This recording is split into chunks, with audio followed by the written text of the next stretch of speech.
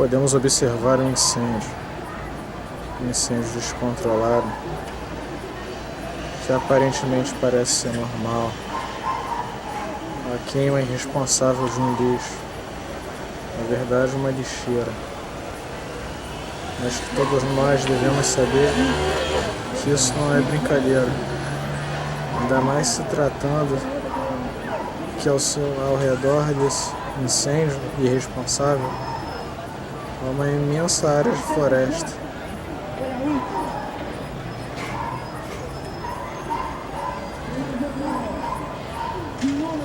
Se acontecer o descontrole,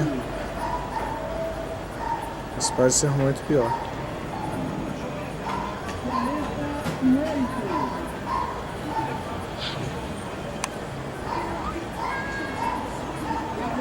Incêndio totalmente irresponsável, onde provavelmente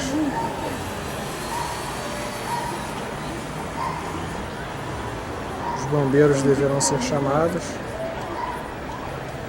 e, ao invés do bombeiro estar salvando vidas, deve estar vindo para apagar um incêndio totalmente irresponsável. Mas irresponsável por quê? Por não termos uma coleta decente, pela falta de informação das pessoas que ali moram. Deixa uma incógnita para que você pense.